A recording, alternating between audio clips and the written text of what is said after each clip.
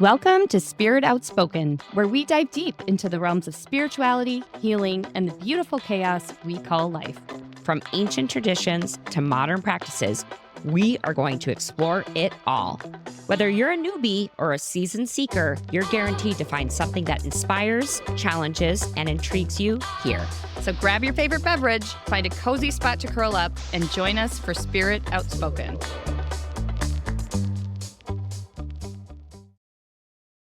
So last week, we talked all about frequencies, resonance theory, and the power that takes place when two people agree and believe in something. Well, this week, we're going to talk about the next level of intention and how intention can have physical implications, it can heal, and most importantly, it can bring peace. That's right. Yes. So we are so excited about this one because, man, the experiments that we are going to be reviewing. That's right. And we got science to back it up this week, baby. Ooh! Woo! All right. All right. How did you stumble upon this? This is so random. Okay, so we had our lineup for the episodes all set up and ready to go. Yeah. And then randomly in my email, I got this little gift called The Power of Intention. And it was a documentary that was done on Gaia. And it followed the work of this woman named Lynn McTaggart. I'm going to tell you all about her in a moment.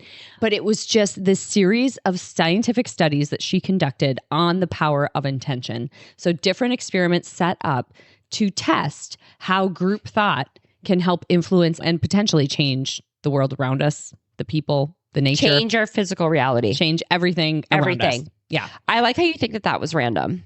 Yeah. No, I said that cheeky. I was like, it feels very If there was a sarcasm font, it would be written in that. Italics. Is italics the sarcasm font? I feel like anger is bold. Oh, yeah. Bold. But italics is like, tee.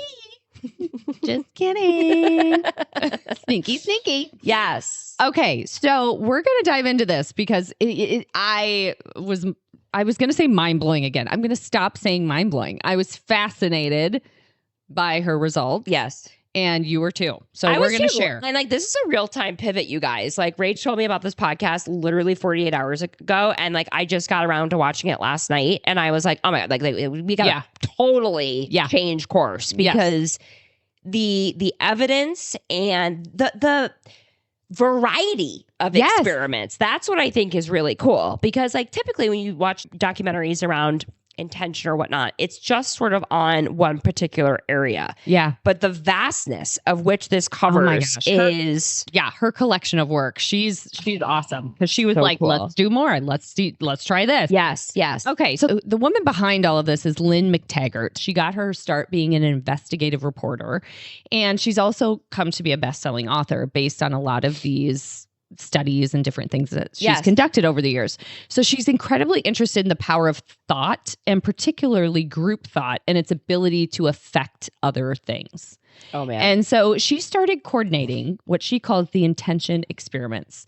And it's a series of scientific studies to determine whether a group mind has the power to send a focused thought to directly change reality. The thing that I thought was really interesting about her history is that she started with a book called What Doctors Don't Tell You. Yeah, it was a magazine. Was it a magazine? Because she went through and like she kind of made this pivot of her focus on group thought and consciousness and all of this stuff because she went through health issues. So she was in the UK, she was experiencing health issues, and she kept going to all of these different traditional doctors, and none of them could figure out what was wrong with her.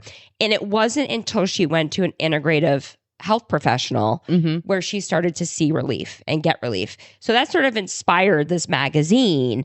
And then it kind of just took on a life of its own because through writing the magazine with her husband, she was exposed to all of these spiritual type healings. And a lot of them kind of went back to group thought, group prayer, all of that. Yeah. So just how she kind of went from investigative reporter to being so passionate and running these experiments was really interesting to me. Yeah. And I love her because she really, I mean, she likes to dive deep and like look into everything. Obviously, being an investigative journalist, Yes. like that's She's what so you do. sharp. Yes. Yeah.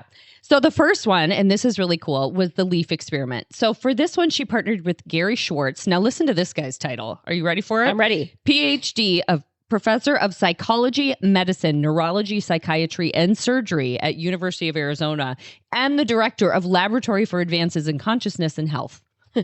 So like he's like a one-stop shop. Yeah, yeah. I mean, of anything north of like your Adam's apple.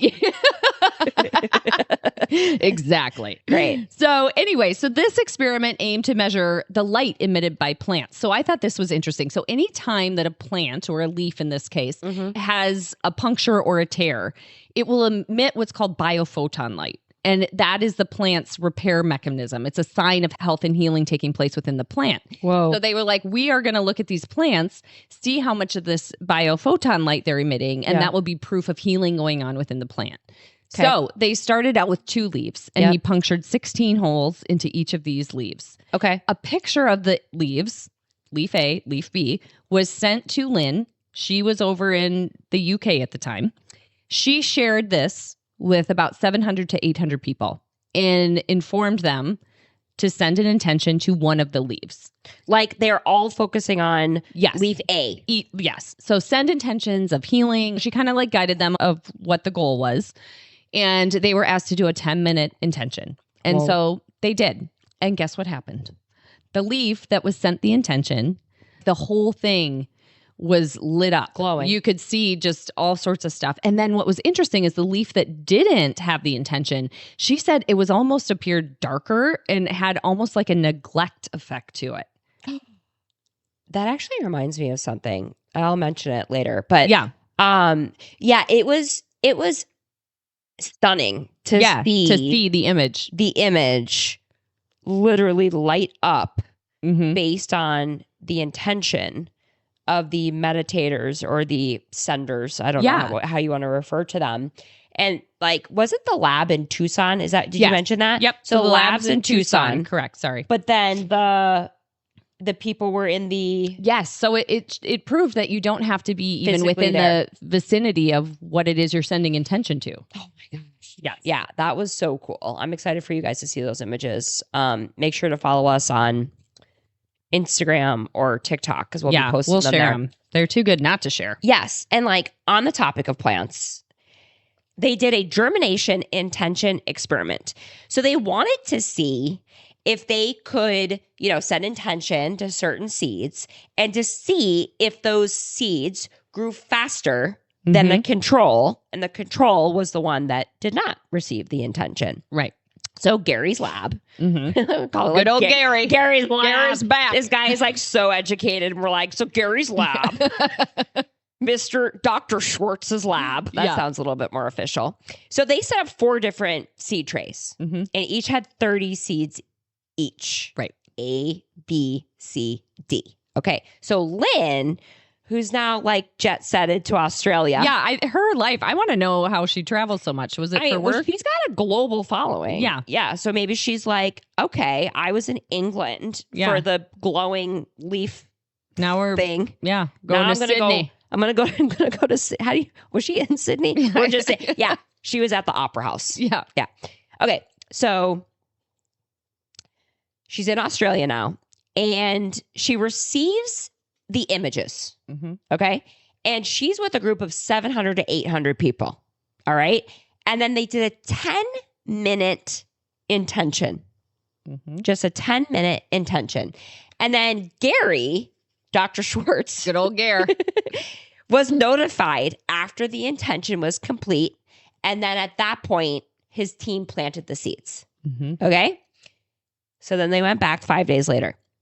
So the seeds that were sent intention grew significantly higher than controls. And you guys, they replicated this 5 times in a row. 5 times in a row. They did it like, different. Didn't they do like different locations and like they just set this up in like different areas and they kept doing it. But let's do a little throat clear. I know. Oh my gosh. So we've seen it now. Glowing leaf and the seeds. And like people say, like, talk to your plants. Clearly it works. Talk to your plants, right? Like, chit chat with them, give them some little love, and they thrive. Yeah. And like, this is pretty like much like a household common knowledge. Like, if you talk and, just send intention to your plants, they do so much better. Now there's literally scientific evidence with controls that proves why. Yeah. Nuts. So cool. We need to talk about one of my favorite people ever. Who? Dr. Emoto. Oh, he's like the water guy. I know. And she worked with him. So tell the crystals. The crystals. Okay. So the crystals, like, I've been dying talking about the crystals. I put it in like episode 1, you guys, and Rachel was like, I feel like we're all over the map. We need to focus. So like, now is my time to talk about Dr. Emoto's water study. It's well worth sharing. And this is even what she highlighted in the documentary. This is like a whole nother one, which we'll talk about. Okay. So Dr. Emoto set up this study where there was different samples of water. Okay. One sample, he sent love. Another one, he sent gratitude. Another one played classical music. Another one read a prayer or a scripture, right? And then there were other water samples where they sent hate. They sent anger, disgust, right? Like, obviously polarizing emotions, right? And then what they did was they froze the water. And what was absolutely crazy was that the ones that received love, good intentions, positive emotions, formed the most beautiful, symmetrical, intricate, almost like snowflakes. Yes, right? exactly. Like they kind of look like perfectly formed, beautiful crystal patterns. formations. Yeah. And then the ones that received negative intention and negative thoughts and emotion were jagged, broken, totally like no rhyme or reason. Just they looked angry. They looked unwell, sick, whatever, right? Yeah. And man, I'm excited for you guys to see these emotions. But like, this was, I stumbled upon Dr. Emoto, I don't know, maybe like 10 years ago. And it was like similar with the telepathy tapes where I'm like sending everybody the YouTube video. I'm like, isn't this crazy? Yeah. And I don't know if it was Dr. Emoto, maybe it was, or a different type of experiment where they did it with rice. And they did like rice with, it might have been Dr. Emoto. I'll have to do like a little post-mortem look up here. But it was rice with water in it and the different containers. And the fact, I don't think I've ever shared this with you, which is crazy because I literally tell you every single thought that comes through my brain. So it's very similar. Love, the rice stayed totally white and clear. Negative, it was like murky and moldy and whatever. But this is what was so bizarre. The one that got nothing, total neglect, turned black. Interesting. Yes. So what it reminded me when you're talking about like the leaf, and said like almost like it lost its life force. Like it became dim because it was almost like intentionally neglected. Yes. Intentionally neglected. Look at you connecting the dots. Yes. Yes. Like the intent there was neglect. Yeah. It wasn't like, like they're like, okay, ignore B. We're just going to focus on A. It still had a measurable effect. And the same with the rice. You know what just popped into my head? What? Now, this is way off course. I love going off course. Popped into my head. But I've heard, like, when you talk about the concept of heaven and hell, I've heard some people describe hell as actually just a separation from God, which if we're looking at this from like, oh my gosh, yes, like just having nothingness, how that would be so detrimental to our overall health and well-being. Oh my God. And so this is like an example of that when we're cut off, I mean, that even negative emotions are better for us than the absence of love. The absence of it. I don't know. My mind just... No, that's so true. That's probably an ADD thought. No, it's not. Ding, like, ding, ding. Bing, bing, bong. No, it's not. Because like, I don't know. there's something there. I want to like keep digging the intention of neglect and what that does. Okay, back on track. Back to the original conversation about Dr. Emoto. Yes. So Lynn worked with him in a different capacity. Yes. So she partnered with him to actually take on a water experiment over in Japan. So this is called the Lake Biwa experiment. So it is the mother lake of Japan, and it was highly polluted at the time. So they wanted to see if group intention could actually help purify the water, right? And so what they did is they tested the photo emissions of water and the pH levels of the water. And they took samples of it and randomly chose one as a target, as you've seen done before. Yep. And this time they had live audience and participants via internet. So some were in person and some were just, received pictures and images through their computer. And again, did an intention for pure, more alkaline water. And they found higher photon emission in the water that had been sent the intention. And this is crazy. The water moved at an entire pH level. So it actually went from acidic to neutral. Whoa. And the reason that this one was so huge and the correlation they were making is that if intention has the power to impact water, and we're made up of 70% water, what can our intention do for people? And can we potentially shape not only our environment, but the people? Hell yes. Hell yes. And then we start getting in to people. Yeah, then we start getting into people. Okay, so I didn't realize that it went up a full pH level. Yes.